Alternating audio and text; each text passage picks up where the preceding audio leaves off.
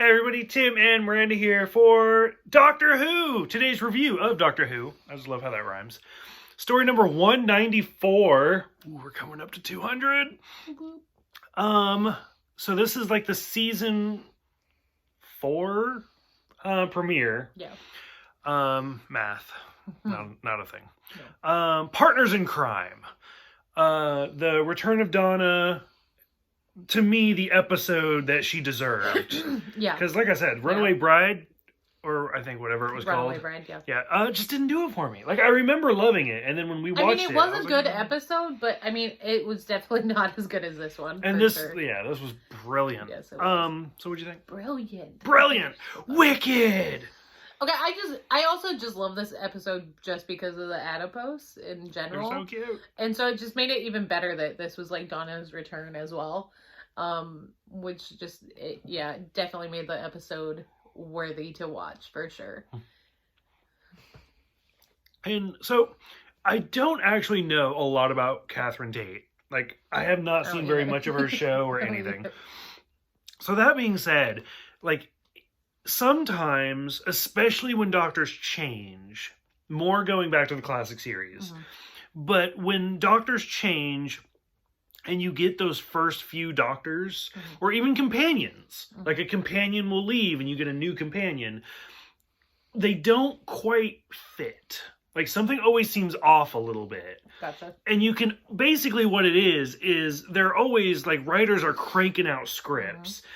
And if Joe Blow is the current companion, and then the actor's like, I'm out, bye, and he leaves, and they're like, okay, so now we hired Joe Smith, and they're like, oh shit, okay, so let's start changing stuff. They're still going to use the scripts they have. Even though it's a completely new person, completely new personality. And so some of those, like, personality traits overlap just a little bit until the new one finds their footing. Yeah, that makes sense. That being said, like, and supposedly, if we, like, went back and watched, like, the beginning of 10 even, like, some of those early David Tennant scripts were written for Eccleston. Yeah. And that's why he's a little darker and a little bit whatever.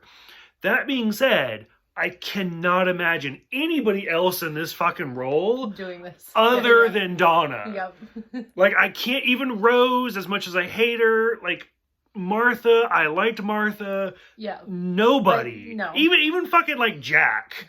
Like, Jack almost. Like, especially the scene where they're in the mirror and he's like, I could almost see Jack. But Donna does such a good job. And, like, the whole script, I can't imagine anybody else. Like, doing this episode. David Tennant, and to me, out of David Tennant's 3 women, where you got Rose, Martha, and Donna, him and Donna have the best chemistry. Oh, I think so too. Like, they gel so well together. And that's it, bye. So, I don't know, like, the whole point, like, fuck the point. The point doesn't even matter. It's just about Donna. No, it's about the little adipose. If I could take a pill and fat literally just, I'd do it. I don't want kids. I don't like kids. Nothing. If fat came off me and was like that, I'd be like, oh, that's my kid now. Oh, nope, I'd get rid of the adipose too. I'd be like, nope, bye. Keep it. Forever. So we get that. This is the famous episode where the meme comes from, where he looks over the cubicle. I can't even do it. We need like a little cardboard. Nice. Bernard Cribbins, I think is how you say his name. I don't know. I suck at names. I think I brought this up because he was literally in the last episode that I don't remember the name of. But I think I brought it up in that review that he had originally back in the 60s starred in the Doctor Who movie with the first Doctor as a very young man, because it was 40 years ago. And then we saw him in the last episode, which was supposed to be a one-off. Like, he was just supposed to be that Christmas vendor or whatever. Because when we first saw Donna in The Runaway Bride, we did see her grandpa. But it was a completely different actor. That actor was supposed to play the grandpa again in this episode, but was really sick and even shortly there died later on. because like he was old and sick, so it's sad, but it happens. And so he had started filming this, and then was like, I can't do this right now. And so they replaced him, and they're like, hey, you know that guy we just had in the last episode? Let's bring him back. So they brought Bernard back, because technically Bernard was not supposed to be Grandpa in the last episode. Oh. Which I think we've said in that review. Like, they never say his name. No. Ever. They never even reference him. He's just like the vendor. Which I think I brought that up, actually, because I was like, isn't that Donna's grandpa? Yep. And, like, yeah, he has, like, no name or anything in it. Yeah. And so, like, now he comes back, and then they've kind of retconned it since then, and they're like, that was going to be Donna's grandpa the whole time. What are you talking about? Like, fuck you. No, it wasn't. But, I mean, he's kind of perfect for this role. And, like, yeah. He does really good. Like, and see, that's the thing. Like, I don't remember her grandpa at all in Runaway Bride. At all. I don't either. Nothing. At all. But he's so good in this. Especially the last scene. Like, it's really sad. I wish they would have, like, went and picked him up and just took him on one adventure. Like, let's go. Like, just one. I mean, it does. And that would have, like, made me so happy. Because, like, the last scene when he's just dancing around and stuff, I'm like, I feel like kind of bad because he's so excited about it. He's so happy. But see, that's what makes me sad. He's so happy about it. And I'm like, fuck. Like, just pick him up. Take him with you for a minute. That right there is what makes me sad. Because he's not happy because there's the alien and everything. He's happy because Donna's happy. Because exactly. Yes. Like, he's not happy because he's like, oh, bring me with you. He's happy because she's happy. Yeah. And that's even more sad. Yeah. Like, if he was like, oh, I want to go, I'd be like, oh, this poor old man. He is so happy for her and doesn't give a fuck about himself. Because he has to go home to grandma. And the fucking mom. That's a whole second episode. Like, we'll get to that one. Where he's like, don't leave me with her. Like, spoilers. We'll get to that one. I forgot about that episode, yes. But, like, it's so sad because he's so happy for Donna. It's so adorable and cute. And just, yeah. But overall, I mean, the whole episode, like I said, I'm so happy for Donna. Because Donna and the doctor, I mean, the whole, like, it's like, it feels like half the episode where they keep missing each other. Which even then, because David and Catherine are, like, talking because they're filming and stuff. And they're like, okay, I'm going to pop up and then duck. And I'm going to pop up and I'm going to duck. But, like, it works for us, because you're like, oh, they're missing each other. And you know as soon as they're, like, cut, they're like, you went too early.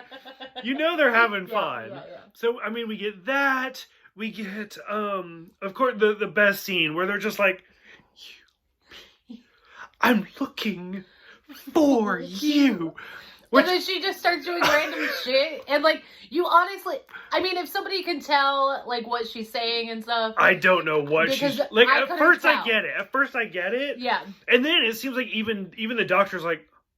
It just seems like she just made something up. Like, they're like, just like, no, just do whatever you want. And like, did she have a script? Probably not. No. And then probably my favorite line is where he's just like, I just want to mate. You want to mate? I want to mate. Well, you're not mating with me, sunshine. I always say Space Boy. I think Space Boy is better. Yeah, you can't mate with me, Space Boy. For it, when she was like, when he said it, I was like, oh, where is it? I was like, I think she does call him sunshine. I was like, I feel like I think she does call him Space Boy at some time. I think so. Because I know there's the other episode where, like, she starts comparing, like, the TARDIS to, like, a beaten down car. Like, that's a Corvette and you're driving a box. So, like, there's so many lines. But you can't mate with me, sunshine. Yeah. They just mesh really well together, honestly. And then we'll rip it off quick like a Band-Aid. Fucking Rose at the end. Oh, yeah. Which I forgot about, and he's like, I'm like on my phone, and he's like hitting me, watch. This is legit. Like, all we do is we drink, and we're just like, watch. If one of us looks away from the screen. Yeah. Because you got me a couple, it was, what was it, The Boys? The Boys, with Robin's death. You're like, fucking watch. And I'm like... Because it's in the first, like, minute, and he's just chilling, like... Looking up trivia. And I'm like, this is, like, the very first episode. Like, please watch it. Watch it. Just fucking watch. But yeah, no. So, what was season 1? Season was Bad Wolf. Yeah. Season 2... Oh. Was season 2 Saxon?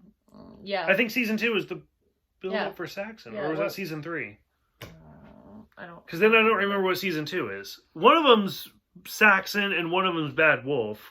But you know what? No, season 1 is Bad Wolf. Season 2 is Torchwood. And season 3, because season 2 is the first season with Tennant and Rose. And remember, they go back in time to the werewolf one, and that's where you first hear Torchwood. Oh, you're right. So yeah, so it's Bad Wolf, Torchwood, and then Saxon, because it ends up being the Master. So already, because you see Rose at the end of this episode, you know the whole season. It doesn't even give me like the season name. So you know the whole season is just going to be about like Rose somehow. Fuck Rose. I'm over it. Bye. Any other closing thoughts for this one? I just want a little adipose now. I'm like all about Donna. You're all about the. I mean, I do like Donna. Maybe that's what we really need. Like, I need to lose the episode. weight, and then I'll just give you the adipose. There you go. Fucking adipose. And a little tooth, like it's adorable. It's just so waving. Hey. Which I'm really sad. I don't think we ever see them again. At least that I can remember. Out of like all the things that you could bring back, and you don't bring back the adipose. No Come on. adipose. And then they just drop the fucking nanny off the building. I'm just. Which is super fucked up. But it's funny too. Because you're he's just like, bye. To warn her and shit, and she's just like, the oh, nanny. I'm the nanny. But and they don't need a They nanny. don't need a nanny anymore. Bye. Bye, bitch. I was like, oh, it got dark quick. Yeah. But yeah. Okay, so season 4, the last season for David Tennant, the first major season for Donna. Closing thoughts? No. Nope, nothing. No. Super excited. I'm a little sad just knowing that this is the last season for Tennant. Oh yeah. Like, it's one of those, I'm ready for Matt Smith, but at the same time, I'm still really sad. A lot of great episodes this season, though. I won't really talk about them, but as we get to them, we'll get to it. But I'm super excited. I think this season has the most favorite episodes in it. I think so too, actually. Fuck it, I'll spoil it. I don't care. Spoilers! This is the first season Silence with River. Yep. Yay! Super excited. So, anyways, for those who have seen it, go ahead, let us know, and we will see you guys next time for The Fires of Pompeii.